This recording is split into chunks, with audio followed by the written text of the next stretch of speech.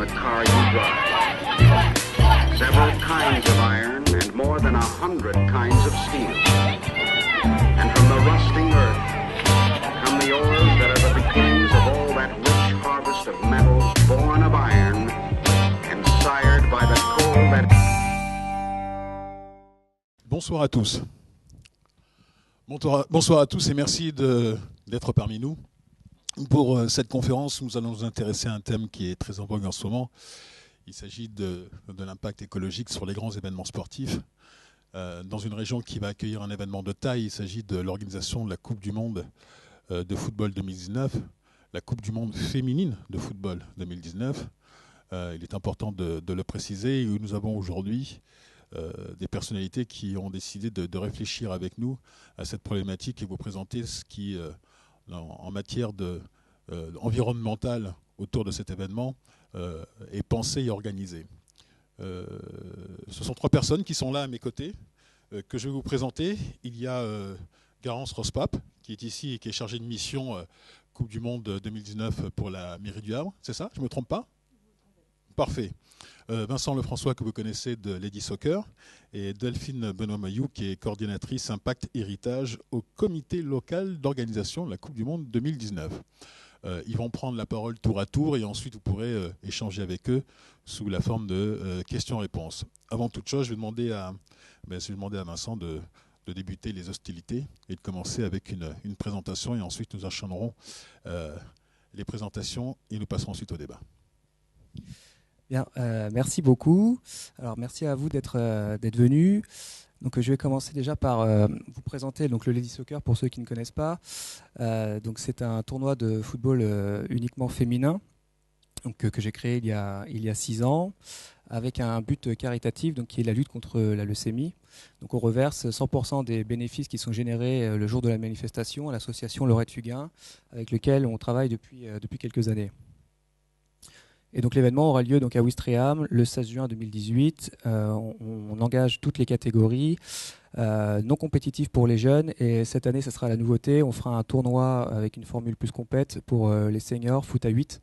Ce qui sera la nouveauté cette année, alors que d'habitude on est sur du foot à 5 pour les seniors. Donc voilà pour présenter un peu l'événement.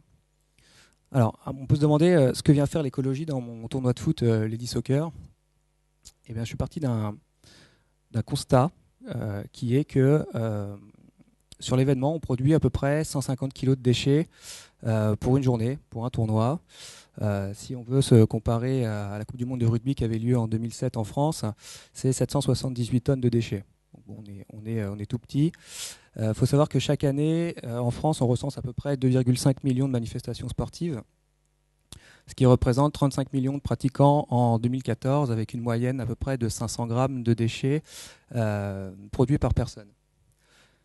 Ce qui représente en France, sur toute l'année, environ 18 000 tonnes de déchets qui sont produits chaque année sur le territoire. Donc si on fait un prorata, la Coupe du Monde c'était 4,3% et nous ne représentons seulement que 0,001% de cette production de déchets. Alors pourquoi s'intéresser au développement durable? Eh bien, tout simplement parce que des associations comme les nôtres, il en existe des milliers et des milliers qui organisent des manifestations sportives tous les ans. Et si on fait une comparaison, donc un événement international, ça a lieu une fois tous les 4 ans. Une manifestation sportive comme nous, une association, dans les 2,5 millions que recense la France, on a un poids quand même qui est assez important. Alors, à notre échelle, effectivement, on n'a pas un poids énorme. En revanche, si on recense toutes les manifestations sportives, on commence à avoir du poids dans la balance. Alors, pourquoi? Je pense qu'avant tout, c'est un engagement personnel qui est indispensable à la conduite du projet. Si le chef de projet ne donne pas spécialement d'intérêt à l'éco-responsabilité, le projet n'évoluera jamais. Donc, il faut faire attention donc, au quotidien, au tri sélectif, à l'utilisation des consommables, de l'eau, de l'électricité, utiliser les transports en commun, enfin voilà, avoir une meilleure consommation au quotidien. Ensuite, ça rentre pleinement pour nous dans une stratégie RSE qui a débuté donc avec la première année avec le développement du football féminin. C'était notre objectif premier. Puis est venue la cause de Laurette Fugain, donc avec la lutte contre la leucémie. Et donc maintenant, avec un événement éco-responsable, et ça depuis 2016. En tout cas, on essaye de faire en sorte. Alors, on est confronté à des difficultés. La première, qui sont les réfractaires, même au sein même de l'association. Il y a des personnes qui ne voient pas spécialement l'intérêt de développer un événement éco-responsable. J'entends souvent comme question, c'est quoi l'utilité? C'est plus cher? Qu'est-ce qu'on y gagne par rapport à un événement éco-responsable? La conduite du changement. Donc, effectivement, on doit... c'est une démarche qui prend un peu plus de temps. Il faut revoir nos méthodes de fonctionnement à longueur d'année, notre méthode de consommation. Dégager des fonds supplémentaires, parce qu'effectivement, il y a des aspects de l'éco-responsabilité qui ont des coûts supérieurs à ce qu'on aurait dû anticiper auparavant. Et trouver des fournisseurs et des partenaires qui sont engagés. Ça, c'est une vraie difficulté, parce qu'aujourd'hui, l'intégralité des entreprises avec lesquelles on travaille ne sont pas toujours engagées, et c'est un combat au quotidien pour trouver des acteurs ou un imprimeur qui va nous faire des impressions éco-responsables, ou trouver des produits locaux avec des consommations écologiques. Donc nos actions. Donc on est parti sur déjà une communication 95% digitale. Donc en impression papier, on va être très limité cette année, avec seulement une impression de 150 affiches sur la manifestation, donc ce qui est très très peu. On va favoriser donc le site web de l'association avec la mise en place de newsletters, ce qui est nouveau cette année. On va densifier nos réseaux sociaux et nos campagnes emailing. Et la nouveauté également cette année, c'est qu'on va lancer aussi des campagnes SMS à destination des clubs et des joueuses de la région. 0 canette utilisée sur l'événement, 0 bouteille plastique, 0 gobelet jetable. Ça, c'est l'objectif pour cette nouvelle édition. Toute la bière, qui sera une bière bio fabriquée donc, à Saint-Rémy-sur-Orne en Normandie, qui s'appelle la Brasserie de Lally. C'est eux qui vont nous fournir cette bière, donc une bière artisanale. Ils vont également nous fournir une limonade bio qu'on aura également en fût, donc, ce qui nous fait déjà des gains énormes en termes de bouteilles. Et alors là, c'est un projet qui me tient à cœur. On va essayer de mettre aussi en place un bar à jus de fruits, frais, et ce qui nous permettra également de réduire notre consommation de déchets, avec une utilisation de vaisselle compostable. Donc c'est la petite photo que vous avez en bas de l'écran. C'est de la vaisselle qui est fabriquée à base de canne à sucre. Donc c'est 100% végétal et 100% biodégradable. Donc ça, on pourra jeter ces assiettes composites directement au compost. Donc le bac de tri que vous avez en haut, c'est un bac de tri qu'on va fabriquer à partir de palettes de récupération. Parce que c'est toujours une difficulté sur les événements de pouvoir trouver, en tout cas des événements comme les nôtres, de trouver les municipalités qui peuvent nous mettre à disposition des bacs de tri. Donc on va les fabriquer nous-mêmes, et à la suite de l'événement, les bacs de tri seront mis à disposition de la ville de Ouistreham, qui pourra les réutiliser à souhait, soit pour les associations, soit même au sein de la commune. On va essayer de favoriser les achats réutilisables, donc notamment sur les gobelets, sur la signalétique, sur les tickets de restauration, etc. On va partir cette année sur une restauration à base de produits frais, avec des précommandes pour inciter les gens à faire leurs demandes avant de venir à l'événement, pour qu'on puisse connaître les quantités à acheter pour éviter les gaspillages. Alors cette année, la nouveauté, c'est qu'on va partir sur la tendance du burger. Donc on va faire un burger avec du steak haché, avec de la viande bovine de race normande, et des accompagnements issus de l'agriculture locale. On va inciter au covoiturage. Alors c'est pas évident, mais comme c'est un tournoi qui se joue à 5 principalement ou à 8, on va essayer que les équipes viennent ensemble dans une même voiture ou dans un minibus. Donc là, on va essayer de mettre en place des techniques pour justement favoriser ça, en garantissant aux personnes qui viennent en covoit une place de parking qui sera privée, donc ils leur seront réservés pour faciliter leur accès au stade. Et peut-être aussi une récompense pour le chauffeur qui a participé à ce covoiturage sous forme d'une boisson gratuite ou autre sur l'événement. Donc pour travailler sur ces actions, on a également recruté une personne qui est Chloé Rouanel, qui est au fond de la salle, qui est chargée de projet RSE et qui est en service civique avec nous sur ce projet. Donc voilà, pour nous l'objectif c'est 0 déchet. Donc ça va être un objectif assez compliqué, mais on peut le faire. Alors ça, c'est une petite rétrospective sur les fournisseurs qu'on avait en 2016, donc sur des circuits courts de qualité. Toute notre restauration, on avait travaillé avec la viande avec la ferme de Calouet, qui est à Bretteville-sur-Lèze. Les moules venaient de Barfleur, la bière était brassée à Caen, à Mondeville, et toutes nos impressions papier étaient faites à la maison du document à Caen. Donc là, cette carte va encore évoluer cette année avec d'autres fournisseurs qui vont arriver sur le territoire.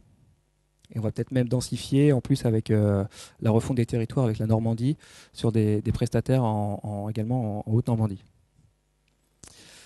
Nos axes d'amélioration, parce qu'on a encore du travail derrière tout ça, il faut qu'on arrive encore à trouver des solutions sur nos consommations énergétiques, à savoir l'eau, l'électricité, en tout cas tout ce qu'on utilise, tout ce qu'on consomme pendant l'événement. Mettre en place des outils de mesure, parce qu'aujourd'hui on met en place des choses, mais on ne sait pas les mesurer et on ne connaît pas les impacts qu'on a réellement sur le tournoi. Du coup, on va essayer de peser nos déchets pour savoir exactement combien de déchets, en tout cas des déchets qui ne seront pas valorisés, on aura consommé. Et identifier l'arrivage des véhicules avec le nombre de personnes qui y a à l'intérieur et la provenance du véhicule pour ensuite aller sur MAPI et faire un petit calcul pour savoir les gaz à effet de serre qu'on a pu dégager par rapport à l'événement. Donc voilà en tout cas nous nos efforts qu'on essaye de mettre en place et qu'on essaie de développer au sein même de l'association. Donc une petite structure qui essaye quand même de jouer sa carte sur l'écologie. Alors, je profite de cette conférence pour vous présenter ceci. C'est une collecte de fonds qu'on va mettre en place à partir du 1er mai jusqu'au 10 juin. L'idée, c'est de collecter 5 000 € pour l'association Laurette Fugain à travers cette petite tirelire qui sera mise à disposition chez nos partenaires. On va essayer d'en mettre un peu partout dans la région et autres pour justement récolter ces fonds. Donc, ça va ressembler à ça. C'est un petit présentoir en bois qui a été fait sur mesure pour l'événement, avec un petit cochon en plastique rigide qui sera réutilisé chaque année pour réutiliser du coup tout l'ensemble de notre petit support. Donc voilà. Maintenant, je remercie aussi nos partenaires qui nous ont permis de réaliser cette conférence et ils nous accompagnent aussi tous les ans sur le tournoi. Donc la Ligue de Normandie, l'école E2SE, Harmonie Mutuelle et la ville de Ouistreham. Voilà pour moi. Merci. Merci, voilà, on l'entend. On va passer à Delphine Bonomayou et sa présentation. Je vous en prie, c'est à vous. Bonsoir à tout le monde. Je suis ravie de venir vous présenter les Coupes du Monde féminines de la FIFA U20 et qui aura lieu cet été en Bretagne et 2019 pour l'an prochain. Avant de rentrer dans le vif du sujet sur la partie éco-responsabilité, je voulais vous présenter brièvement qui on était parce que souvent c'est difficile de savoir qui est le comité d'organisation. Donc le comité d'organisation en fait est une association à part entière qui a été créée par la FIFA et la Fédération française de football et qui a la responsabilité de l'organisation opérationnelle des deux événements. Donc, juste quelques chiffres pour vous montrer que notre effectif, on sera à 86 salariés au siège du LOC qui est situé à la Tour Montparnasse à Paris. Et on aura plus de 250 salariés déployés sur site et notamment au Havre. Et on est à la recherche de 2900 volontaires sur les deux compétitions. Pour la Coupe du Monde 2018, puisqu'on a deux événements organisés en moins d'un an, ce qui est un gros challenge pour un comité d'organisation, puisque ça, c'est le format FIFA qui, quand la FIFA attribue l'organisation d'une Coupe du Monde, que ça soit masculine ou féminine, à un pays, organise toujours un an avant une compétition test. Chez les garçons, c'est la Coupe des Confédérations, et chez les femmes, c'est la Coupe du Monde U20. Donc nous, en Bretagne, on y sera du 5 au 24 août. Ce sera la 9e compétition féminine U20 de la FIFA, la première organisée en France. Donc vous pouvez voir qu'on aura 19 jours de compétition, 16 équipes concernées, 32 matchs et qu'on a décidé de l'organiser dans 4 stades en Bretagne. La Bretagne, terre de football. Alors pourquoi on a choisi la Bretagne? C'est tout nouveau pour la FIFA, puisque normalement, comme je vous le disais, cette compétition doit servir de test. Donc on aurait dû aller dans les 9 stades retenus pour la compétition 2019 afin de tester ces infrastructures. Sauf que nous, le comité d'organisation et avant la Fédération française de football a estimé que ce n'était pas quelque chose de viable et en tout cas a déjà intégré dans sa réflexion l'éco-responsabilité puisque a préféré cibler une région où le foot féminin est quand même déjà bien développé, où on a des infrastructures assez nombreuses pour accueillir la compétition, parce qu'on voit ici 4 stades de compétition, mais derrière, c'est 17 terrains d'entraînement de très haut niveau.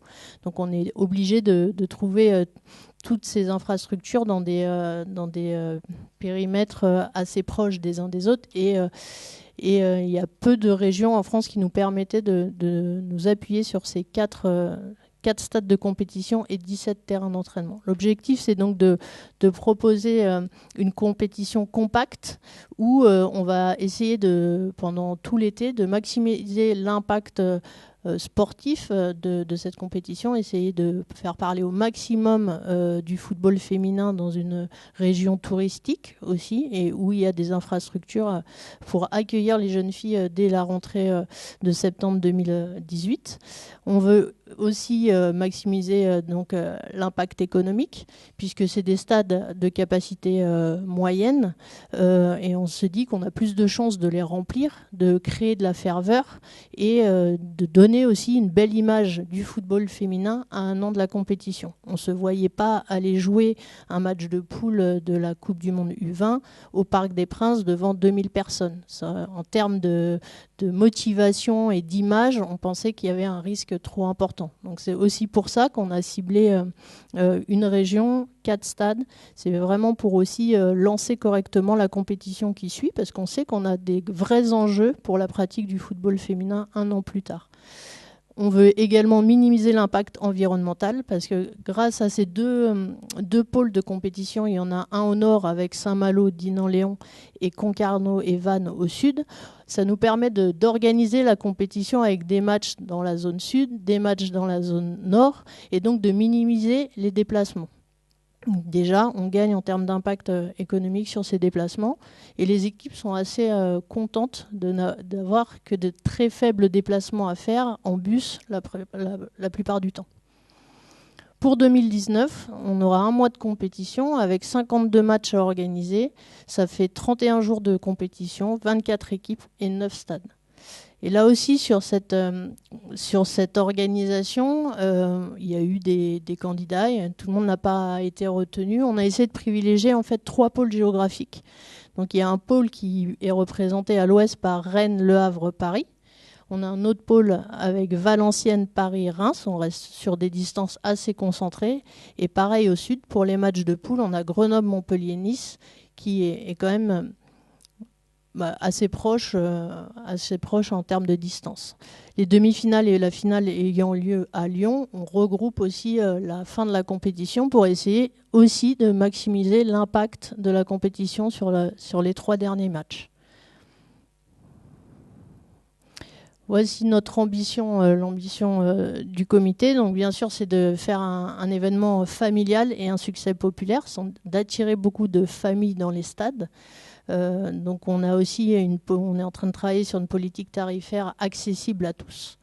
On veut laisser bien sûr un héritage fort pour le sport féminin et démontrer une nouvelle fois l'excellence organisationnelle française à l'approche d'autres grands événements comme la Coupe du Monde de rugby ou les Jeux Olympiques. Et on espère aussi que la France et les autres pays nous montreront un superbe spectacle sportif, puisque c'est la performance sur le terrain qui donnera envie à des petites filles de rejoindre les clubs de foot. Donc là, ce sont les principaux objectifs de la Coupe du Monde en termes de nombre de billets vendus, d'audience télé. On sait que ça va beaucoup jouer en termes d'héritage par la suite pour la fédération. On va passer aussi donc sur la partie organisationnelle, excellence organisationnelle. Vous y voyez ici les principaux objectifs, mais j'y passe rapidement puisque le principal, c'est ce qui suit après. C'est le projet sociétal fort de la Coupe du Monde, puisqu'on a en premier objectif la féminisation du football grâce au plan plan Ambition 2020 de la Fédération française. Donc toute cette partie-là est vraiment gérée par la Fédération française de football, à travers ses ligues, ses districts et ses clubs. Nous, on a vraiment la grosse responsabilité d'avoir un événement exemplaire en termes d'engagement RSE et territoriaux, je vais les développer après, et effectivement de laisser un héritage, puisque le comité d'organisation a une vie limitée et sera dissous à l'issue de l'année 2019 en fin d'année. Donc l'héritage derrière sera laissé à la Fédération française de football. Donc en fait, à chaque fois qu'on a une action, on garde en tête cet héritage-là, essayer d'impulser de nouvelles habitudes et surtout que ces habitudes-là puissent rester à l'issue de l'événement. Donc là, rapidement, je vous montre le plan Ambition 2020 qui sont les 4 grands axes de la Fédération française. Ce qu'il faut retenir, c'est que la Fédération française de football est assez ambitieuse avec 200 000 licenciés en 2020 en termes de pratiquantes, dirigeantes, arbitres et entraîneurs. On est à 130 000 pratiquantes actuellement. Alors, pour ce qui nous réunit aujourd'hui, c'est un événement local et responsable. Donc, il y a des enjeux environnementaux, mais dans une politique RSE, il y a également des enjeux sociaux et économiques. Nous, la politique RSE du comité d'organisation et de la FIFA va traiter ces trois volets essentiels pour une politique RSE. Mais effectivement, les enjeux environnementaux nous poussent à nous questionner, puisqu'on ne peut pas réussir tout seul à changer les choses. On peut effectivement, comme l'a dit Vincent, jouer notre rôle de grand événement sportif. On sait qu'on va arriver et qu'on va créer des déchets supplémentaires, que si on n'était pas là, ces déchets n'existeraient pas. Donc c'est un vrai travail en commun avec les équipes du LOC et de la FIFA pour déjà déterminer les déchets qu'on va créer. Et après, on travaille beaucoup avec les territoires, dont la ville du Havre ici, et les différentes régions pour connaître la filière de tri qui existe et les filières déjà existantes. Parce que souvent, il y a des bonnes initiatives qui sont mises en place par des organisateurs d'événements, mais comme la filière derrière n'est pas organisée, et tous ces efforts faits en amont, au final, par exemple, si on trie le déchet, le plastique, le verre, les détritus, souvent, si c'est pas bien organisé et pas bien anticipé, derrière, tout se retrouve dans une même poubelle et tous les efforts de tout le monde n'ont servi à rien. Donc nous, on veut éviter d'arriver sur ce type de situation-là et on veut vraiment travailler avec les collectivités qui, dans la plupart des cas, sont responsables de la collecte des déchets pour trouver des solutions durables. On s'est vraiment rendu compte en faisant un état des lieux que souvent le tri des déchets s'arrête aux portes du stade. Le stade n'est pas considéré comme un endroit où on trie les déchets. Pourtant, les gens qui vont au stade trient les déchets chez eux ou peuvent trier dans leur entreprise. Et on s'est dit, c'est dommage. Donc on travaille avec les villes hôtes sur ces questions. On a d'ailleurs un atelier demain après-midi pour savoir quelles solutions on pourrait mettre en place à travers la Coupe du Monde féminine pour inciter le public à être plus respectueux lorsqu'il va dans les stades et que le travail fait dans le stade, si on met en place un tri des déchets, que ce soit au niveau du public, au niveau de nos prestataires, soit respecté par les filières qui suivent. Et surtout, quand on s'en va avec notre petit événement, ce tri reste en place et soit durable. Pour la partie sociale, on va beaucoup travailler aussi avec les villes pour permettre à des jeunes de découvrir le monde du travail, pour aussi travailler sur des thématiques qui nous sont importantes, qui concernent notamment la mixité, l'accès à la pratique sportive aussi bien pour les garçons que pour les filles. Et enfin, sur la partie économique, on va faire comme fait la Ladies Cup, on va essayer de trouver des acteurs locaux pour nous accompagner. Déjà, on a intégré dans nos cahiers des charges et appels d'offres beaucoup de clauses qui engagent nos prestataires à nos côtés pour trouver des fournisseurs locaux, pour recruter des personnes qui vivent dans le territoire où elles vont intervenir. Par exemple, en termes d'entreprises de sécurité, on va leur demander d'avoir, 40 ou 45% de personnes dans leurs effectifs présents du jour de match qui sont issues du territoire. Voilà, on met de ce type de critères-là pour essayer d'engager le changement des mentalités dans les entreprises, mais aussi avec tous nos partenaires. Donc, des petits exemples. Je vous mets le plan héritage 2019 un petit peu résumé. Vincent a parlé des difficultés auxquelles on peut être confronté. Donc nous, clairement, il y a cette partie où les organisateurs d'événements c'est un sujet un peu nouveau quand même, la prise en compte responsable de son impact lorsqu'on arrive. On avait l'habitude d'avoir des organisateurs d'événements qui arrivent, qui imposent leurs règles, qui repartent et qui laissent pas forcément toujours une bonne image. Nous, on a décidé d'être à l'écoute des territoires hôtes, donc il y a beaucoup de dialogue avec eux. On travaille main dans la main pour essayer de trouver des solutions. Donc on a mis en place des grands axes stratégiques au niveau national, mais on va avoir des actions spécifiques. Il y aura des actions qui auront lieu que dans la ville du Havre et d'autres qu'à Lyon, par exemple. Donc c'est aussi ça pour nous, avoir une approche éco-responsable de notre événement, c'est nous adapter au territoire où on est et d'essayer par notre ampleur et aussi peut-être par les moyens financiers qu'on a et que Vincent n'a pas, d'essayer d'engager vraiment une vraie réflexion plus profonde, de montrer l'exemple. Et c'est pour ça qu'on va essayer, nous aussi à notre échelle, de faire avancer les choses pour que dans quelques années, quand Le Havre recevra une autre grande manifestation, puisse questionner l'organisateur d'événements et leur demander ce qu'ils veulent faire en termes d'éco-responsabilité, au-delà de juste organiser des matchs chez eux.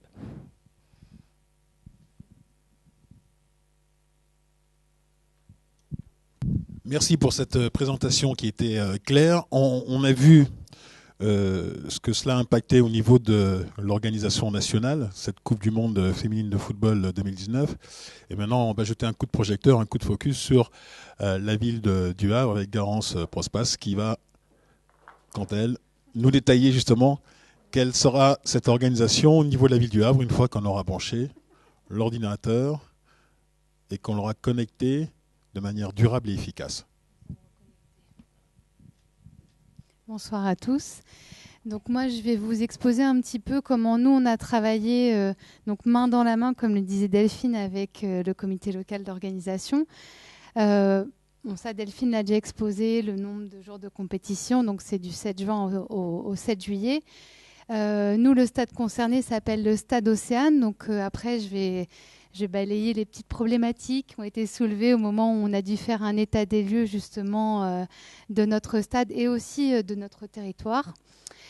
Donc, juste pour recontextualiser, donc nous quand même, on a la chance d'accueillir 7 matchs, donc on ira jusqu'au quart de finale, ce qui est le maximum parce qu'après Lyon a raflé les demi et la finale, donc on est très heureux d'aller jusqu'au quart.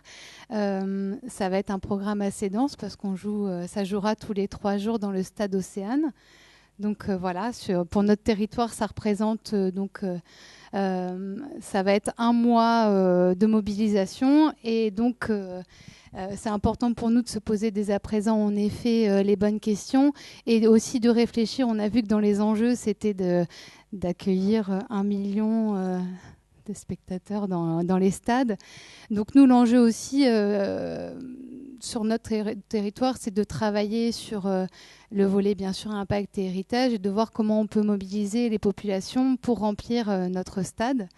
Sachant que sur les 8e et les quarts, j'ai peu de doutes, mais sur les phases plus en amont, ça va être en effet un petit peu plus complexe. Donc on doit travailler au-delà bien sûr de la réussite de l'événement sur le territoire, de voir comment on peut réussir à avoir un héritage qui soit durable dans le temps, qui soit aussi concret, et voir aussi comment nous, on peut s'appuyer sur la Coupe du Monde pour accélérer des politiques publiques qu'on aurait déjà commencé à mettre en œuvre sur la ville du Havre, mais aussi sur l'agglomération, parce que le stade est un équipement de l'agglomération havraise et non de la ville du Havre.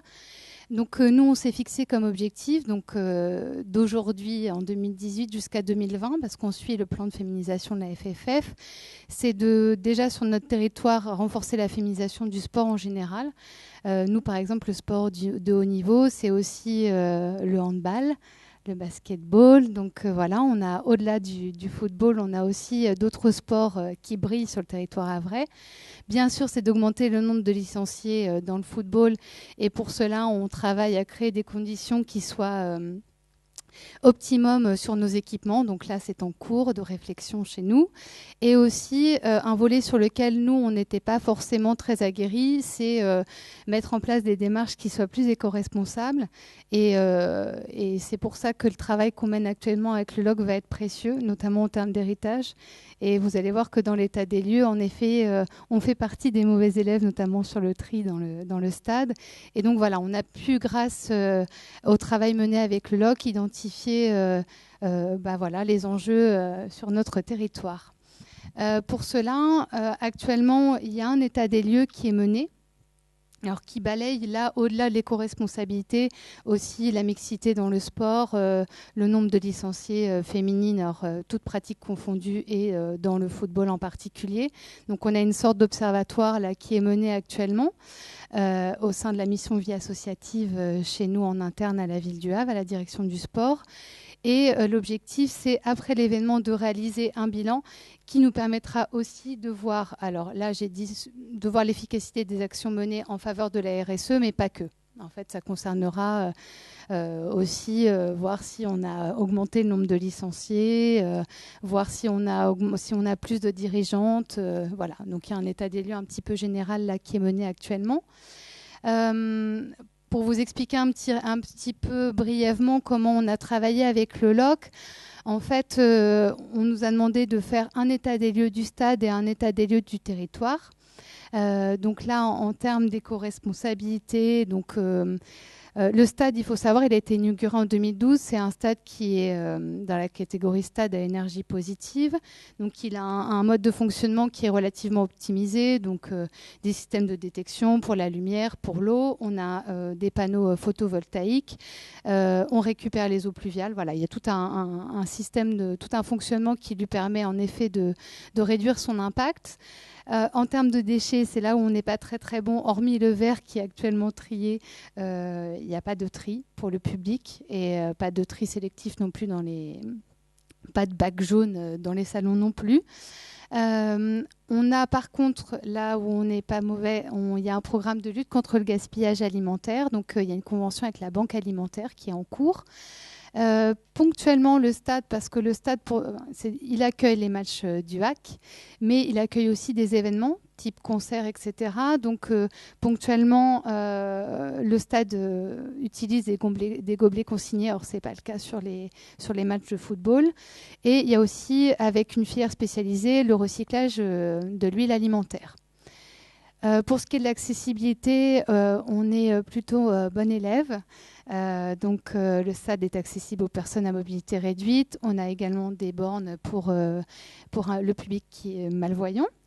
Alors, autour du stade, on a une problématique. D'ailleurs, au moment de la construction, on a un lézard des murailles, qui est un lézard qui est protégé. Donc, on est dans une zone qui est assez sensible.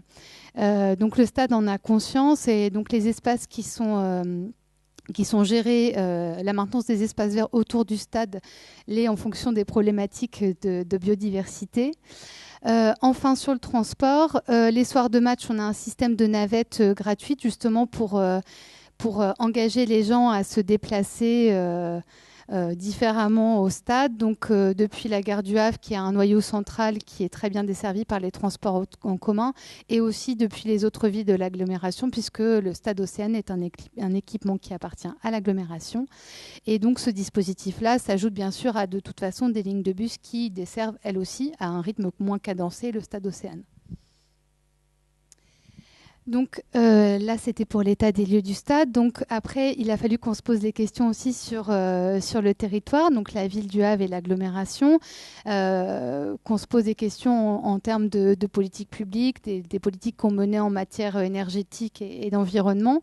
On n'a pas de certification, mais actuellement, sur plusieurs thématiques, la ville et l'agglo mènent des actions assez fortes.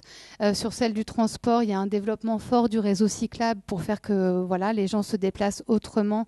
Bon, dans une ville qui est un petit peu atypique parce qu'elle est sur 2 niveaux, mais c'est pas impossible de connecter la ville basse et la ville haute. On a une flotte de bus électriques qui circulent. On a 2 lignes de tramway qui desservent donc la ville haute vers la ville basse. Sur les bâtiments municipaux, il y a un vrai effort de fait en termes d'énergie, donc avec la pose de panneaux photovoltaïques. On a des bâtiments qui sont reliés à des réseaux de chaleur dits vertueux. Et ensuite, enfin, en termes de biodiversité, on est dans la mouvance de réduction des produits phytosanitaires, mais ça, toutes les collectivités y sont obligées. Mais on a la mise en place de beaucoup d'espaces maintenant qui sont dits éco-pâturage, donc avec des moutons ou des bœufs. Il y a dans les écoles beaucoup d'ateliers autour de la sensibilisation à la biodiversité. Donc il y a un plan assez fort là, qui se termine cette année et qui sera vraisemblablement reconduit. Ensuite, sur le territoire, donc on est sur ce qu'on appelle la simplification du trait des déchets. Donc ça, je ne sais pas si vous l'avez sur Caen, mais avec voilà, un tri qui est devenu un petit peu plus simple. On collecte les biodéchets en habitat pavillonnaire. On s'évertue à réemployer et à valoriser les déchets que nous créons. Et un volet qui est intéressant, qui est un volet sur lequel nous aussi on va travailler pendant la compétition. On insère, alors nous à la ville, ça fait partie de tous les marchés publics qu'on passe. On a des clauses sur l'insertion professionnelle et sur l'impact carbone des prestataires avec lesquels on travaille. Donc ça, je pense que ça va être également le cas quand on sera amené, nous, Ville du Havre, à passer des marchés dans le cadre de la Coupe du Monde et des animations qui graviteront autour de l'événement. Et enfin, en termes d'accessibilité, nos transports en commun sont malheureusement qu'à 80% accessibles pour les bus, mais à 100% pour le tramway. Et pour les bus, c'est en cours, on vise le 100%. Je n'ai pas d'échéance, mais en tout cas, des travaux sont en cours.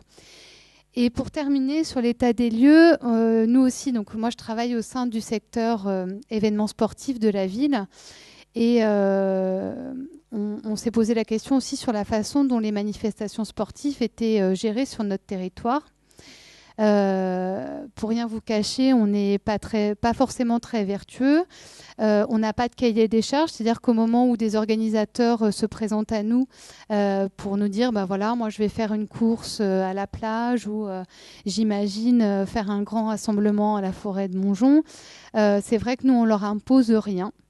Et c'est là aussi que nous on a tout un tas d'enseignements à tirer de la Coupe du Monde, c'est que à l'heure actuelle, on fait quand même, on met à disposition, tu disais que tu avais des difficultés à trouver, enfin avoir des villes qui mettent à disposition du tri. Nous, ça c'est quelque chose qu'on fait depuis pas mal de temps, c'est de mettre à disposition des conteneurs de tri notamment sur les courses à pied qui sont très gourmandes en plastique, malheureusement. En interne à la ville, on a réduit considérablement le nombre de supports papier produits. Donc, c'est-à-dire que nous, à l'heure actuelle, quand on organise, parce qu'on accompagne bien sûr des associations dans l'organisation de manifestations, mais on organise nous-mêmes des manifestations. Et là, on s'évertue à ne pas produire trop de papier. On a, nous, sur nos manifestations, des zones qui sont dédiées au public à mobilité réduite pour qu'ils puissent profiter de la manifestation au même titre qu'un spectateur lambda.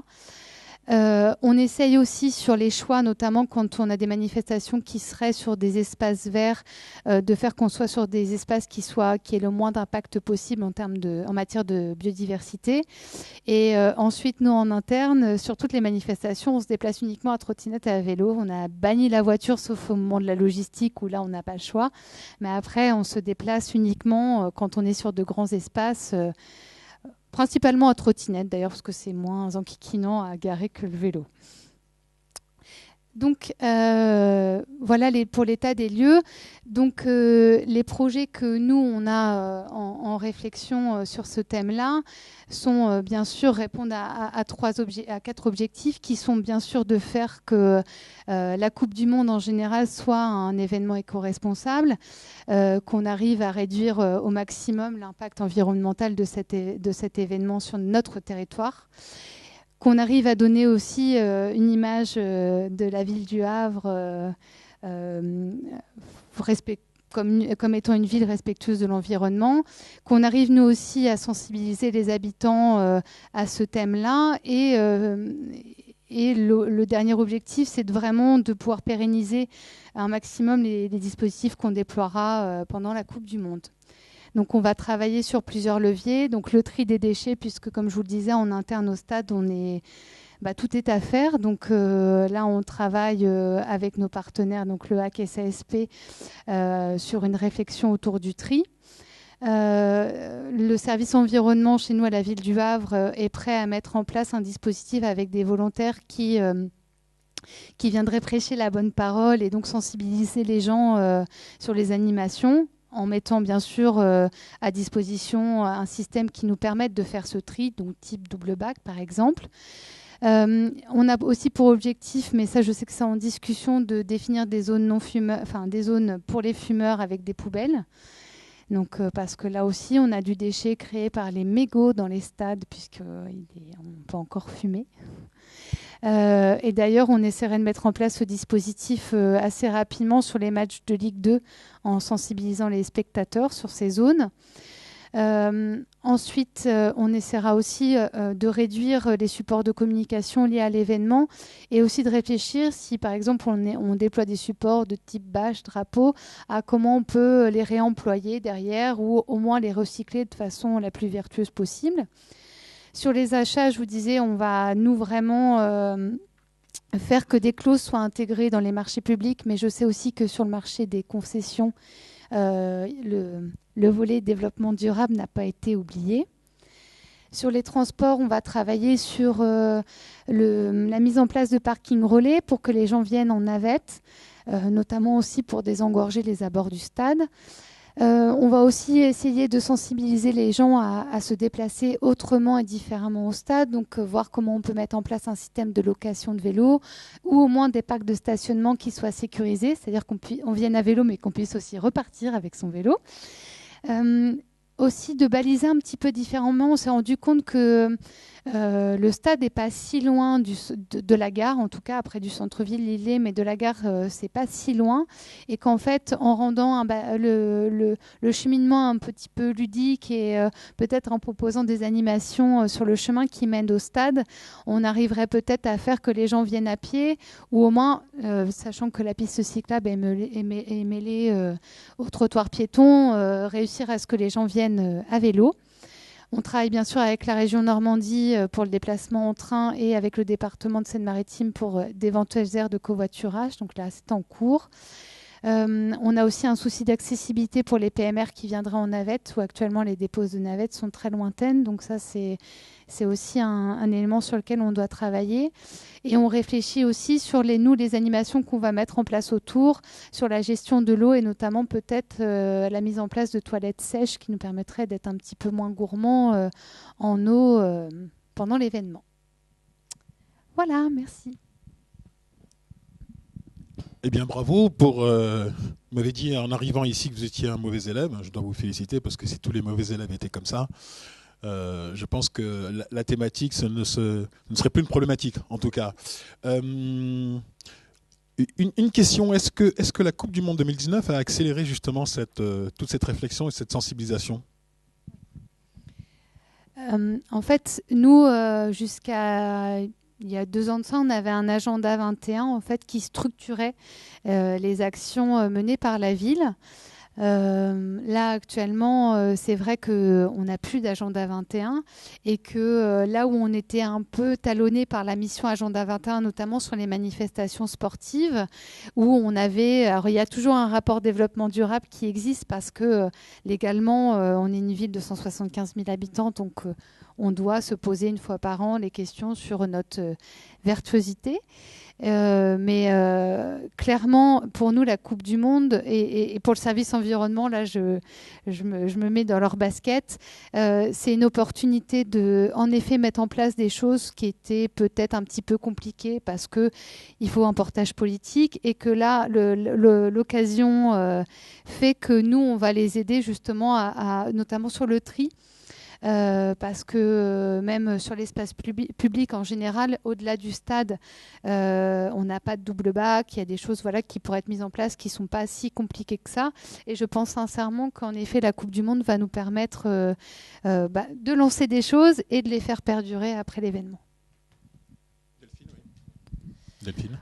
Oui, pour compléter, l'exemple détaillé par Garance est vraiment très clair et très significatif et surtout très positif pour nous, comité d'organisation, parce que ce qu'il faut savoir, c'est que les villes, effectivement, ont été choisies pour leurs infrastructures, comment accueillir effectivement le public et les équipes dans les meilleures conditions, mais depuis le début, on les challenge sur cette partie RSE et héritage de l'événement.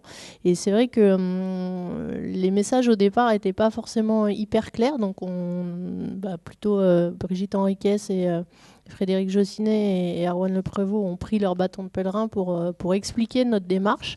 Et c'est vrai que toutes les villes se sont engagées très fortement dans cette politique RSE.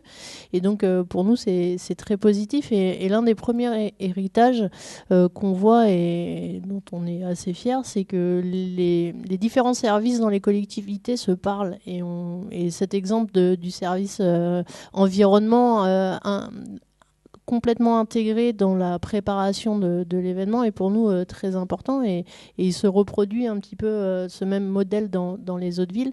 Et donc maintenant, ça nous renvoie aussi une responsabilité à nous, parce que vu l'engagement très fort des villes dans toutes les thématiques évoquées, que ce soit la mixité, l'accessibilité à l'événement, que ce soit donc l'environnement, la biodiversité, les transports, l'économie, et ça nous renvoie, nous, une responsabilité au niveau de l'organisation où on ne peut pas se permettre de décevoir les villes hôtes qui ont accepté ce challenge. Donc nous, on est très, très contents d'accélérer leur politique publique, mais on va aussi accélérer le changement au sein des grands événements sportifs. Il fut un temps, c'était un dossier qui était accessoire dans l'organisation d'événements sportifs. Et aujourd'hui, c'est un département qui est extrêmement important et qui s'étoffe de plus en plus. Et politiquement et socialement, qui est d'une extrême importance. Est-ce que vous avez des réactions ou des questions ? Donc nous, en termes d'organisateurs, on a l'obligation de fournir une étude d'impact économique et environnemental à l'issue de l'événement. Nous, on va l'élargir à l'impact social aussi, puisque c'est un des grands volets de notre organisation. Mais sur la partie environnementale, on est déjà au travail, en fait, puisque, en tout cas, nous, au niveau comité d'organisation, on prend en compte toute notre phase stratégique et de préparation de l'événement. Et on intégrera ensuite la phase de livraison du tournoi, comme on l'appelle. Donc on a des indicateurs, par exemple, sur tous les déplacements des salariés qui se rendent, comme aujourd'hui, moi je suis ici, je viens en train, je n'ai pas le droit de prendre ma voiture toute seule ou de prendre l'avion sur les déplacements. On a une politique de transport qui incite donc tous les salariés à se rendre dans les villes hautes en train, et si c'est en voiture, on doit être tant de personnes dans la voiture pour essayer de minimiser notre impact écologique et aussi participer au changement de mentalité de chacun.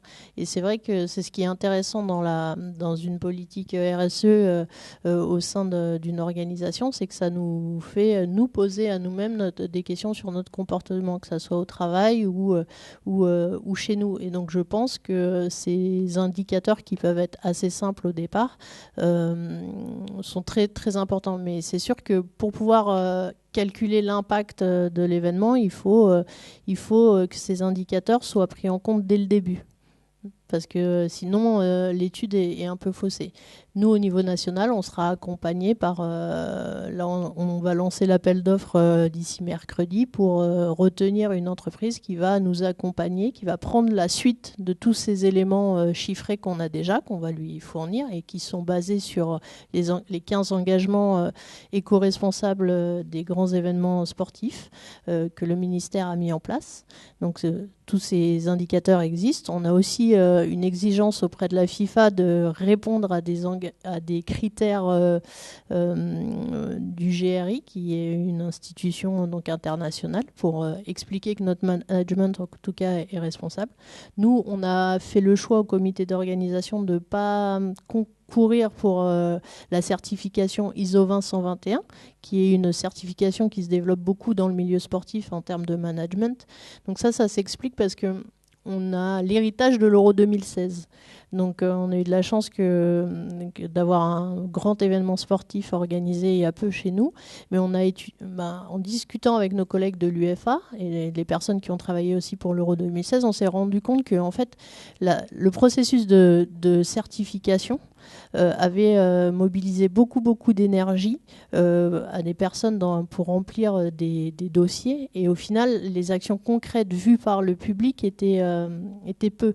Donc l'Euro 2016 est un événement ISO 20121, mais est-ce que ça a réellement changé l'état d'esprit des spectateurs, les filières derrière? On en est un peu moins sûr. Donc nous, on a pris le problème à l'envers. On se dit qu'eux, ils ont fait ce travail-là pour déjà changer les mentalités au niveau des décideurs et des organisateurs.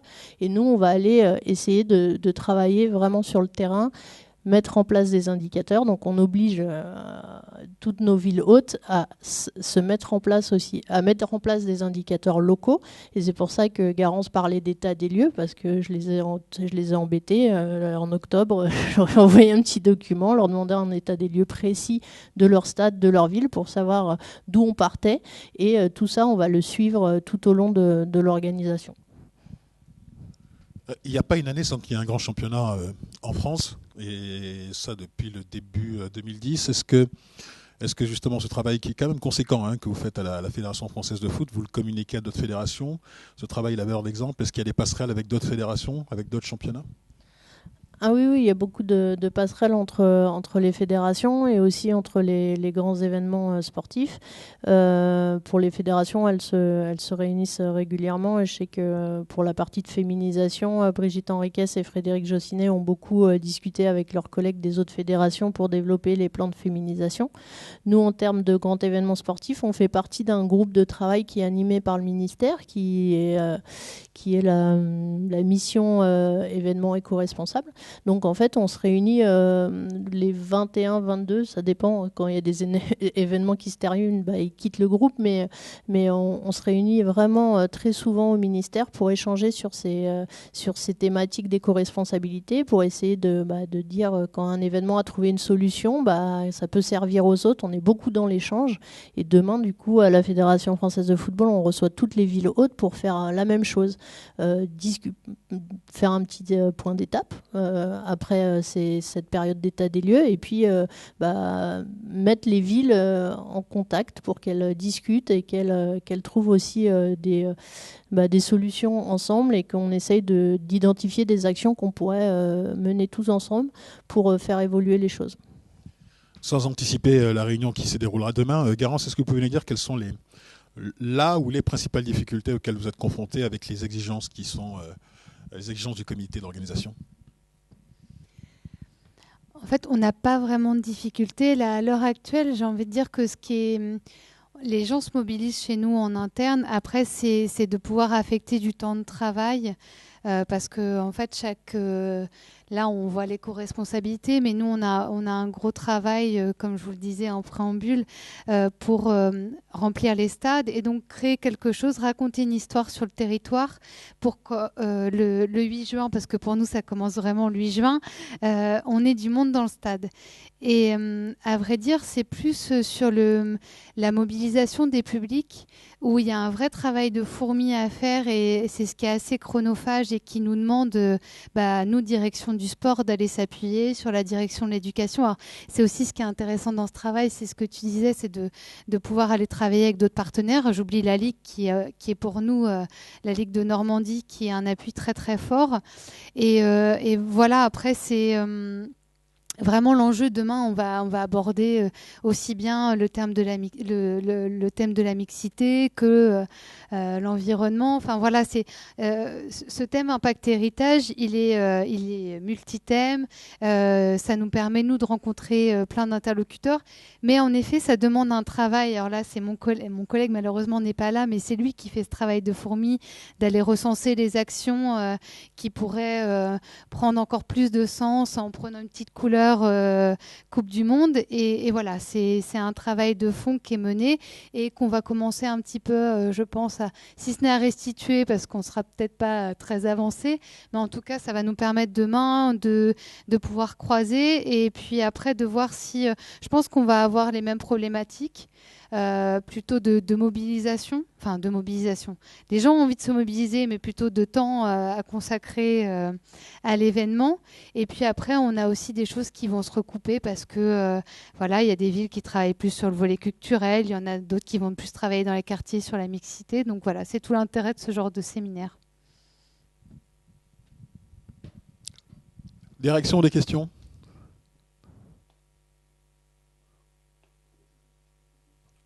Mon cher Boris. Le micro arrive. Voilà. Merci pour vos présentations. Puis on voit bien en quoi, au-delà des mots ou des efforts de communication, il y a réellement derrière une démarche volontariste qui n'est pas si évidente que ça, puisqu'en quelque sorte, pour un déchet non produit, en fait, une ressource ou en tout cas une énergie consommée par ailleurs, ne serait-ce que du temps ou en tout cas des personnes qu'on va affecter sur certaines tâches et pas sur d'autres en matière d'organisation. Vous disiez tout à l'heure la difficulté de mener ces actions d'éco-responsabilité, notamment dans le stade. Et en fin de compte, ce qui m'interpelle, c'est qu'on voit bien du côté des collectivités, des organisateurs, en quoi est-ce qu'il y a des documents cadres qui vont venir, cadrer, orienter votre action. On a évoqué la charte du ministère ou les certifications. Mais comment est-ce que vous parvenez à transférer cela sur finalement les comportements de vos publics, et puis est-ce que vous commencez à percevoir des changements de ce point de vue-là? Et puis une question aussi pour Vincent, une fois qu'on s'est engagé dans une démarche hyper volontariste sur l'événement Lady Soccer, est-ce que si ce n'est un label, il y a en tout cas une reconnaissance des partenaires, qu'ils soient public ou privé? Est-ce que par exemple c'est plus simple, pour le dire de façon très prosaïque, d'obtenir des subventions ou du soutien lorsqu'on s'engage dans cette démarche-là? Commençons par Vincent et ensuite on ira sur leur question. Alors, plus simple d'obtenir des subventions, je ne pense pas. En revanche, c'est un argument de fidélisation et d'engagement de nos partenaires. Donc, quand on va les voir, on leur dit on fait un tournoi de foot. Bon, ça les intéresse pas spécialement. Quand on fait un tournoi de foot féminin contre la leucémie qui s'engage sur l'éco-responsabilité, déjà ça va les intéresser un peu plus. Parce qu'au-delà de l'événement en lui-même, qui est au final un tournoi de foot, ni plus ni moins, c'est juste la façon dont on va le présenter qui va effectivement intéresser les partenaires. Alors, je sais que le CNDS est en pleine refonte par rapport justement aux stratégies RSE. Ils sont d'ailleurs en train de recruter différentes personnes en charge des stratégies RSE pour, je pense, accompagner prochainement les associations dans des événements éco-responsables. Donc, je pense que ça va arriver. La région de Normandie, enfin de Basse-Normandie, avant la refonte, accompagnait les associations locales avec des financements. Donc, c'est un financement qu'on a eu le droit, nous, avec l'association Lady Soccer en 2016. Pour être transparent, c'était 1 500 € par rapport à nos engagements éco-responsables. Avec la refonte des territoires, ce dossier est en stand-by, puisqu'ils ont d'autres dossiers à gérer plus prioritaires. Mais en échangeant là, dernièrement avec la région, c'est quelque chose qu'ils n'ont pas abandonné. Donc ils veulent reprendre ça petit à petit, mais pour l'instant c'est pas leur priorité. Donc un label éco-responsable pour les événements sportifs, ça serait bien. Effectivement, aujourd'hui, à ma connaissance, ça n'existe pas, en tout cas pour nous en tant que petite structure. Donc effectivement, ça serait une vraie reconnaissance et peut-être même un engagement pour inciter d'autres associations à suivre le même chemin. Qui là, voilà, au vu de ce que nous on est capable de faire, je pense que beaucoup d'autres associations sont capables de faire la même chose. Il suffit juste d'un peu de bon vouloir et puis on peut y arriver. Pour la première question de Boris sur les changements de comportement, Delphine ou...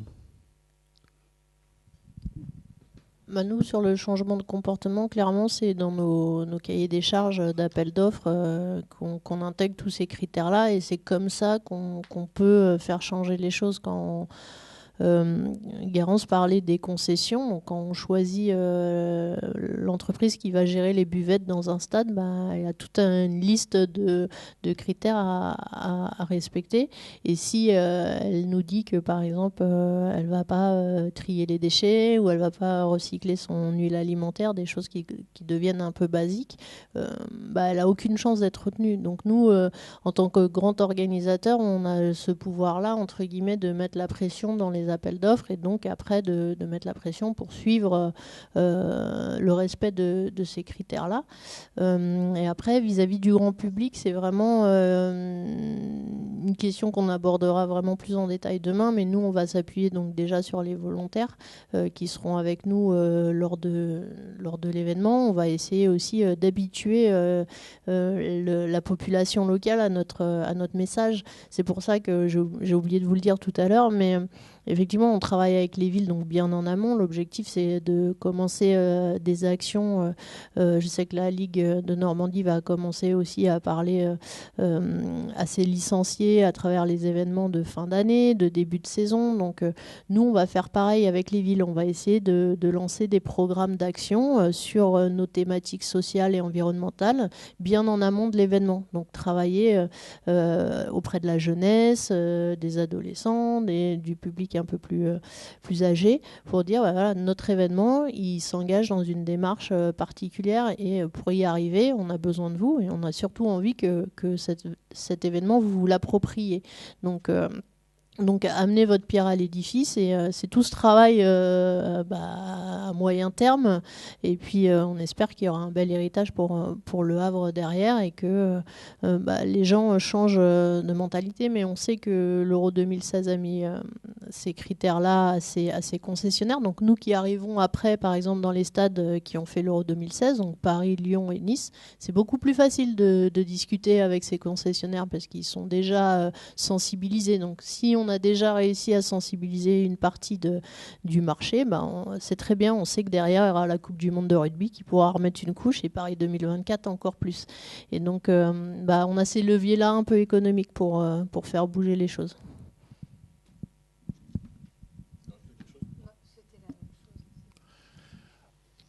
L'événement va se dérouler dans un stade, bien sûr, c'est une Coupe du Monde, c'est sportif, il y a une sensibilisation de la population de supporters sur laquelle vous allez travailler, mais un événement, c'est également une ville qui est animée.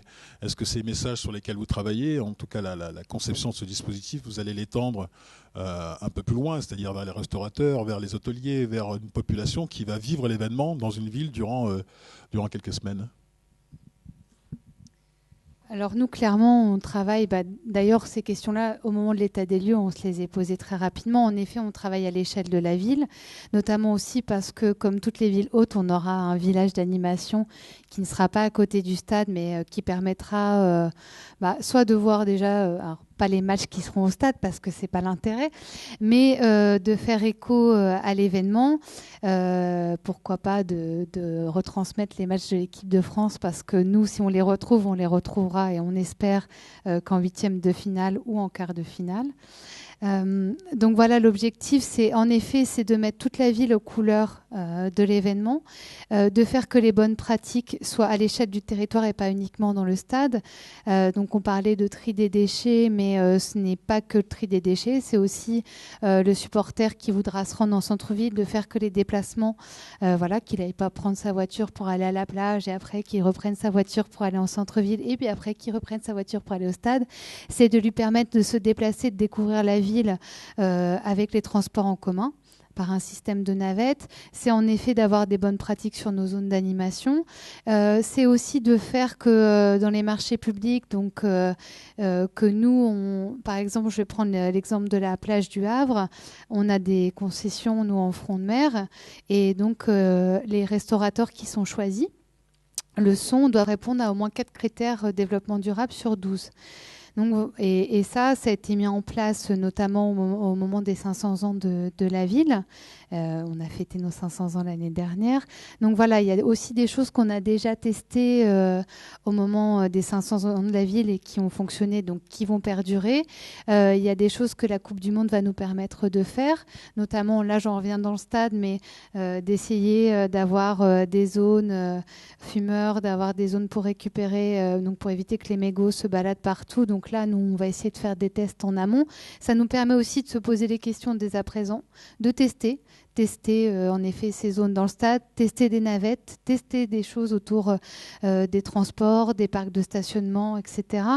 Donc clairement, on ne parle pas uniquement du stade et de ses abords, on parle vraiment de toute une ville et même de toute une agglomération parce que là, on travaille avec vraiment les autres villes de l'agglo pour faire que tout le monde soit de la fête et que tout le monde ait envie de venir voir un match ou 2 ou 7 au stade.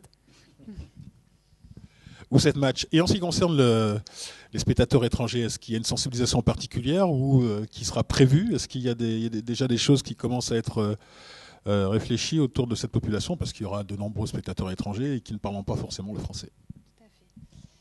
Alors la chance qu'on a aussi, c'est qu'on sort des 500 ans de la ville où on a vraiment travaillé à faire venir une population touristique.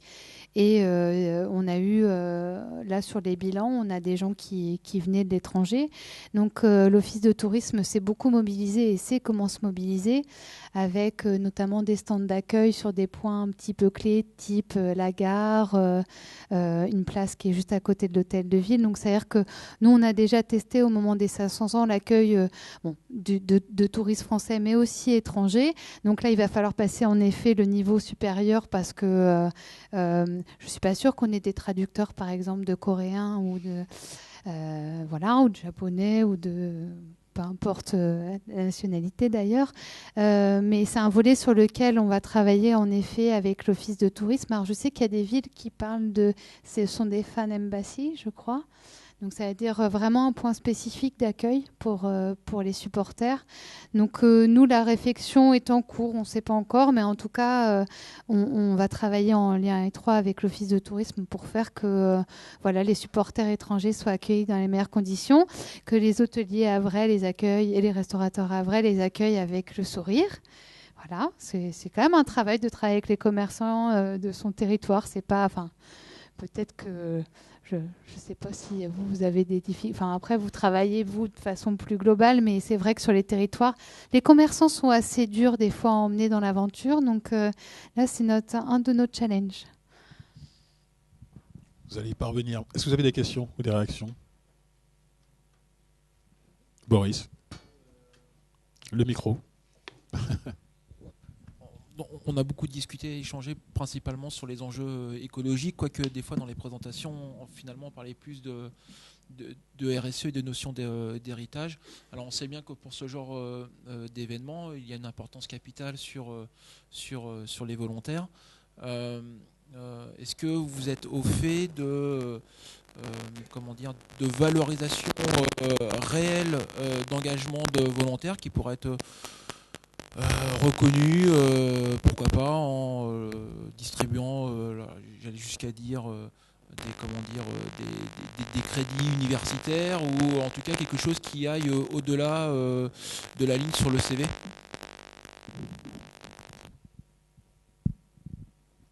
C'est une question effectivement qu'on se pose depuis un petit moment. Après, c'est pas si facile que ça par rapport à la réglementation qui entoure le statut de volontaire ou de bénévole sur un événement. Donc, c'est en cours de discussion, mais clairement, ce qu'on veut, en tout cas, valoriser l'engagement, ça c'est sûr. À titre d'exemple, sur l'Euro 2016, un volontaire, c'était à peu près 1 200 €. Ça représentait entre sa tenue, la prise en charge de ses repas. Nous, ce qu'on va essayer de faire aussi, c'est vraiment de proposer des formations déjà intéressantes aux volontaires, pour qu'ils repartent avec une connaissance, qu'ils améliorent leur connaissance par leur passage avec nous.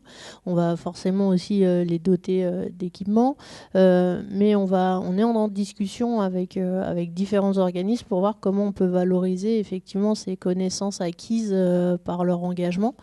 Maintenant c'est un peu compliqué de savoir si on pourra déjà faire que ces connaissances soient validées officiellement comme des unités dans des universités.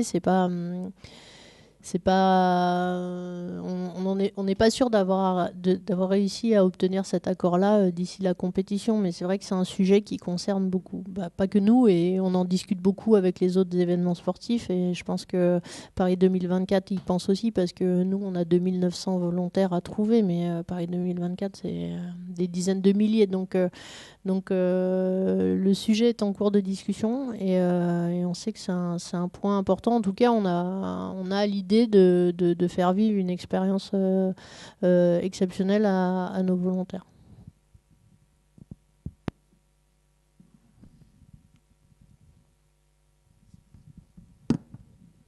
Bonjour. Ça marche, ouais. Merci pour vos interventions. Donc, moi, je suis Peggy Morisset du service développement durable de la ville de Caen et de la CU de Caen-la-Mer. J'avais une question par rapport aux goodies. Parce que souvent, dans ces types de manifestations, il y a beaucoup de goodies. Et voilà, comment vous gérez ça? D'où ils viennent? Est-ce que vous en produisez beaucoup? La grosse question avec nos collègues du marketing. Mais donc effectivement, il y aura des goodies. Maintenant, nous, on essaye dans les appels d'offres qui sont lancés par le comité d'organisation de travailler cet impact environnemental. On a effectivement des contraintes budgétaires et faire du 100% français, c'est pas dans nos moyens vu les volumes qu'on doit fournir, malheureusement. Mais on travaille sur le conditionnement, sur le transport pour essayer de limiter un peu cet impact-là et on réfléchit à essayer de trouver quand même quelques produits qui pourraient être fabriqués en France et être un peu plus vertueux. Dans le catalogue des produits qu'on va proposer, on va essayer d'en cibler quelques-uns et de commencer par là. Mais c'est sûr que ce sujet goodies, c'est le sujet un peu tabou entre mes collègues du marketing et mon service. Mais à un moment donné, pour l'instant, on n'est pas encore... je parlais de filière pour le tri et pour les goodies, c'est une vraie question de... Mais en tout cas, tous les outils, pour le moment, comme on est sur des productions encore à des quantités assez raisonnables, on est quand même sur des choses un peu plus recherchées comme des tote bags pour que les gens puissent les réutiliser. On est sur des outils un peu plus quali et mieux avec un peu plus vertueux que ce qu'on pourra faire pour le grand public. Mais par exemple, sur tout ce qui va être bracelet en silicone ou si on développe tout ça, on va travailler avec des organismes pour pas que le bracelet soit dans un petit sachet plastique individuel. Il n'y a pas besoin, c'est déjà diminuer du plastique. On va essayer de faire une commande globale en amont de l'événement, essayer d'évaluer bien nos stocks pour faire venir ces cartons-là par bateau et éviter que ça soit en urgence un carton qui parte dans un avion. Donc on va essayer de travailler là-dessus, de minimiser au maximum, mais on sait effectivement que ça, ce sera un des points noirs à l'issue. Donc on essaiera aussi de traiter du coup les déchets par la suite. Mais d'ailleurs, j'ajoute, je me permets, Delphine, alors le souci, c'est que nous, collectivités, on est soumis au Code des marchés publics et qu'on ne va pas se cacher, on va au moins cher. Et en clair, on met en concurrence le prestataire proposé par le LOC avec d'autres prestataires qui font des produits similaires, puisqu'on est sur des produits qui sont assez, on va dire, sans dire classiques, mais qui se trouvent... le prestataire n'a pas forcément le monopole du produit. Et actuellement, c'est vrai que nous, on n'a pas encore commandé de goodies, mais la question va se poser, c'est que si on va au moins cher, il y a de grandes chances, en effet, qu'on n'aille pas se fournir en local, que ce soit du Made in China qui arrive par gros bateau. On essaiera, mais c'est vrai que c'est assez problématique, ce thème des goodies, en tout cas pour nous, collectivités, puisque on ne peut pas passer par le prestataire du LOC. On va mettre en concurrence le prestataire du LOC avec d'autres prestataires. Voilà. La négociation est déjà débutée, on peut s'en rendre compte. Madame, Alors juste, pour nous, alors on fait pas trop de goodies nous sur le tournoi Lady Soccer. On offre des maillots aux participantes. Donc du coup, dans notre démarche éco-responsable, je me suis dit tiens, cette année on va essayer de faire du Made in France. C'est 4 fois plus cher que passer par un t-shirt Made in China. Et ça, malheureusement, on peut pas nous supporter les coûts. Alors soit on l'inclut dans les frais de participation. Ce qui veut dire qu'un t-shirt, alors en temps normal, un t-shirt, on le touche entre 3,50 et 5 euros en fonction du marquage. Là, on passait entre 15 et 20 euros pour le même textile, entre guillemets. Alors, ce qu'on essaie de faire quand même, parce qu'on veut quand même s'engager sur l'éco-responsabilité, c'est passer par du textile issu d'agriculture biologique, donc du coton bio. Et là, à notre échelle, c'est la seule chose qu'on peut faire à l'heure actuelle, financièrement, pour l'achat de ces maillots.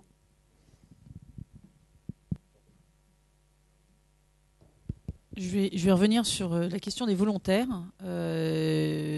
Donc tu as répondu à une de mes interrogations par rapport aux formations et je me demandais est-ce qu'il y a des partenariats pour se diriger vers certains publics qui seraient en difficulté, type des chômeurs de longue durée, plus de 50 ans, ce genre de choses, et par ce biais, par cette expérience, puissent bénéficier de formations qui leur permettraient peut-être de se réinsérer professionnellement plus facilement ou d'acquérir une expérience qui leur permettrait peut-être de travailler derrière sur d'autres événements internationaux, vu qu'on en a à l'appel en France.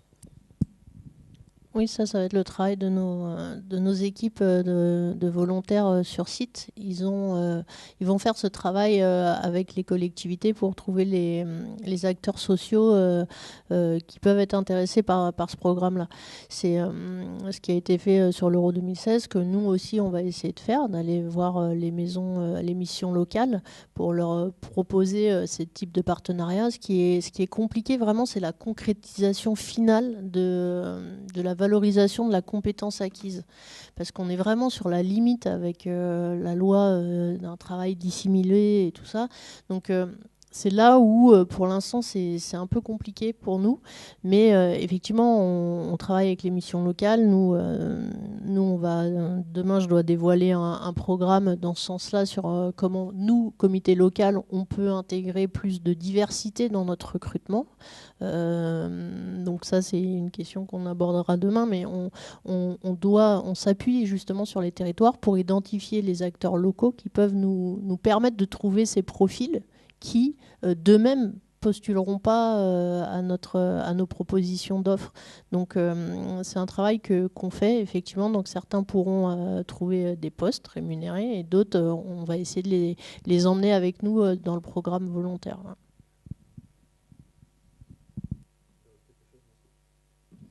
Nous, au sein de la ville du Havre, on a un vivier de bénévoles grâce aux 500 ans de la ville, mais justement, on s'attache à faire que, grâce notamment à nos équipes de la jeunesse, enfin les équipes qui sont plus justement sur les territoires, donc on va s'appuyer sur les fêtes de quartier, justement, qui sont plus en centre-ville, mais aussi en périphérie pour faire la promotion du programme volontaire. Donc l'objectif, c'est d'informer notre vivier de bénévoles hyper mobilisés qu'on avait sur les 500 ans parce que eux, ils n'ont qu'une envie, c'est de participer, mais aussi de se dire qu'il faut qu'on ait des profils un petit peu différents, c'est-à-dire pas que des retraités, même si j'adore les retraités, il n'y a pas de souci, mais il faut qu'on ait en effet plus de diversité dans les gens qu'on va recruter. Donc l'objectif, nous, ça va être au moment de la campagne de promotion, d'aller justement sur des événements où on va toucher des publics qu'on ne va pas toucher par une campagne de communication dite classique. Donc là, c'est l'enjeu pour nous, direction du sport, via notre service jeunesse et via la mission Vie associative, aussi d'aller toucher des publics un petit peu différents. Alors c'est vrai que le fait d'inclure, d'ailleurs que ce soit dans n'importe quel marché public, la notion de développement durable est parfois perçue comme un frein. Mais je pense que là, les mentalités ont vraiment changé. C'est-à-dire que là, à l'heure actuelle, dans les marchés publics qui sont passés par la ville, que ce soit des clauses vraiment dites développement durable ou des clauses vraiment, on va dire, spécifiques à l'insertion sociale, on se pose beaucoup moins la question. Alors après, sur les grands équipements, moi, je ne suis pas assez aguerrie parce que, on en passe de moins en moins, on construit quand même de moins en moins, même si le stade a été construit, a été inauguré en 2012, je n'ai pas travaillé au cahier des charges. Après, il se veut à énergie positive, donc c'est quand même qu'il y a des volontés politiques de créer des équipements qui soient plus durables et qui soient éco-responsables. Après, clairement, les mentalités changent. Je pense que dans tous les domaines, on arrive maintenant à intégrer le fait qu'il faut avoir des démarches qui prennent en compte les 3 piliers du développement durable. Voilà, c'est quand même un travail, on va dire, de fourmi, de faire qu'il y ait dans chaque marché passé par les collectivités des clauses liées au développement durable. Mais je pense qu'on est quand même sur la bonne voie et on est quand même, pour la majorité des collectivités, plutôt vertueuses de ce point de vue-là. Et souvent, ces cahiers des charges, c'est les organisateurs qui les mettent en place. Et donc, nous, clairement, ça a été une question qu'on a pris en compte dans le choix des stades qu'on a pris pour cette compétition. L'objectif, c'était de se dire, ces stades-là, on va leur demander des aménagements, puisque souvent la tribune de presse qui est présente dans le stade, elle est dimensionnée pour un match de Ligue 1. Et il faut savoir que pour un match de Coupe du Monde, on demande de tripler peut-être la taille de la tribune de presse. Donc on va faire des travaux dans les stades. Et souvent, le stade tel qu'on le connaît pour un match de Ligue 1, c'est pas du tout le même stade qu'on retrouve pour un match de Coupe du Monde. On organise tout autour du stade un périmètre spécifique pour accueillir les VIP, pour accueillir les différentes populations cibles de l'événement. Donc nous, ce qu'on s'est posé comme question dans le choix des stades, et aussi ce qu'on se pose au quotidien, puisqu'on fait des inspections des stades très régulièrement, c'est tous les choix de travaux qu'on va faire dans un stade. Est-ce que déjà, il est nécessaire ? Et s'il est nécessaire pour respecter les obligations FIFA, est-ce qu'on peut le faire d'une façon qui soit durable ? C'est-à-dire que Garance parlait des zones fumeurs au Havre, mais effectivement, toute notre démarche, c'est de se dire que si on doit mettre en place, par exemple, une plateforme télé à un endroit précis dans un stade, est-ce qu'on peut la réfléchir de façon durable pour que les coûts engagés à la mise en place de cette plateforme télé puissent servir pendant plusieurs années et valoriser la structure. Donc c'est comme ça qu'on y travaille. On passe aussi, nous, des messages envers l'entité qui est au-dessus de nous et qui écrit ces cahiers des charges pour expliquer que en fonction de certaines compétitions, on est en France, donc on est quand même un pays qui est plutôt bien structuré, bien organisé pour accueillir des grands événements. On est aussi en difficulté pour répondre à certains critères qui nous sont imposés. Donc c'est aussi nous, notre rôle, de remonter ces informations-là aux institutions internationales pour leur dire là-dessus, ce sera compliqué, il faut une adaptation et un allègement de ce critère-là, puisque ce serait des dépenses incohérentes et que la population, que la ville n'est pas prête à faire, puisque c'est pas justifié. Donc on a un peu ce rôle-là aussi en tant qu'organisateur des moments de réfléchir et engager les discussions, que ça soit dans un sens ou dans l'autre, pour éviter que tous ces investissements soient perdus dès l'événement terminé.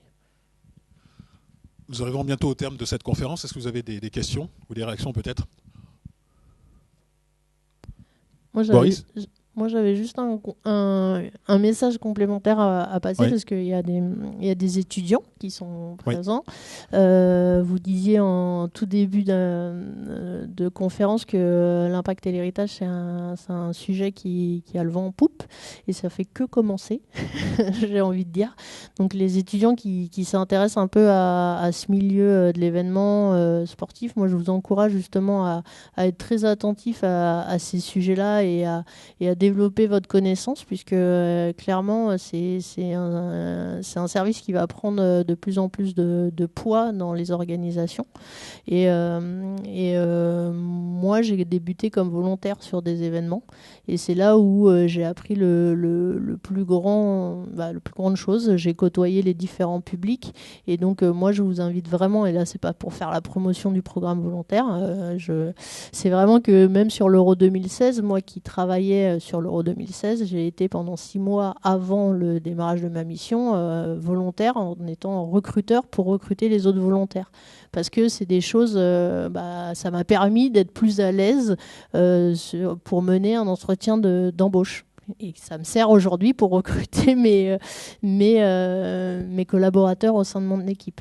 Donc il y a beaucoup de choses qui peuvent être découvertes avec un peu moins de pression en étant volontaire. Donc si vous êtes étudiant et motivé par ce secteur-là, moi je vous conseille vraiment de passer un peu de temps en tant que volontaire sur la Coupe du Monde, mais sur d'autres événements. Ça pourrait être qu'un plus pour les vos recrutements plus tard.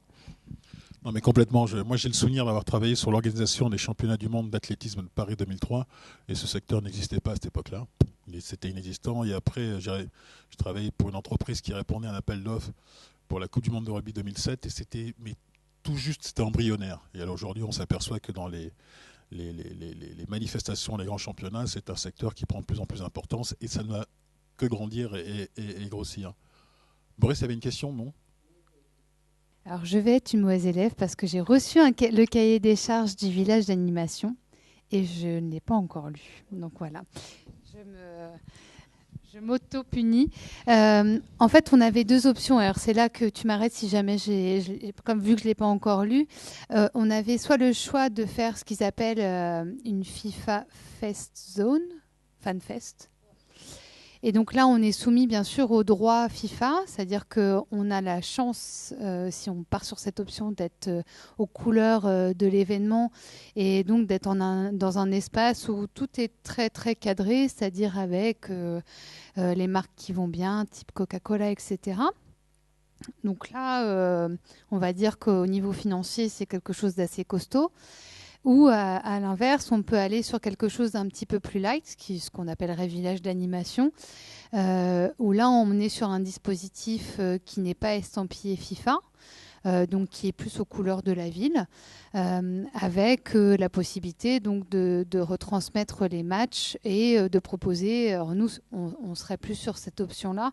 Pour tout vous dire, c'est pas encore décidé au Havre parce que je rencontre notamment les services de la sous-préfecture. Enfin, les services de l'État d'ailleurs en général, parce qu'il n'y aura pas que la sous-préfecture, pour déterminer un petit peu en fonction du niveau de vigilance ce qui est préconisé, c'est-à-dire sur l'espace public, exactement à quel endroit, sachant qu'au moment de notre dossier de candidature, on souhaitait mettre ce village d'animation sur l'esplanade de la plage du Havre, qui est l'espace qui est le plus agréable, qui est en plus bien desservi par les transports en commun. Donc voilà, au mois de juin, ça semblait assez logique. Donc voilà, on est à la fois, on va dire, on doit tenir compte du budget qu'on va pouvoir allouer à cet espace et aussi des consignes qui vont nous être données par les services de l'État. C'est-à-dire que s'il faut sanctuariser, et ça va être le cas, on ne se le cache pas, ces espaces-là, on va sur des coûts liés à la sécurité qui sont relativement importants. Donc à l'heure actuelle, rien n'est figé pour ce qui est du Havre, mais je sais qu'il me semble que des villes comme Nice, il y a des villes qui ont déjà fait l'euro, donc elles sont très très avancées, elles savent dans quels espaces s'installer, elles savent déjà les coûts que cela va engendrer. Donc voilà, nous, pour tout vous avouer, on n'est pas encore très très au point sur ce point-là. J'allais vous demander si vous aviez un mot à rajouter. Vous l'avez fait peut-être tout à l'heure, Delphine. Donc voilà, ça y est. Effectivement, c'est un secteur qui va grandir et grossir. Vincent ? Bien évidemment, merci aussi à Garance, à Silver et à Delphine d'avoir fait le déplacement pour venir à cette conférence. Delphine nous vient de Bordeaux ce matin, Silver de Paris et Garance du Havre. Donc voilà, merci à vous. Je pense qu'on peut les applaudir. Garance, un petit mot, non, peut-être pour eux. Juste dire que j'espère qu'on aura plein de bas normands au stade Océane entre le 8 et le 27 juin, parce qu'on a besoin de faire venir la basse Normandie au stade. Donc il faut qu'on arrive à travailler avec la ville de Caen d'ailleurs pour créer les conditions. Mais je pense que la Ligue va nous donner un petit coup de main là-dessus, donc je ne suis pas trop inquiète. Merci à vous.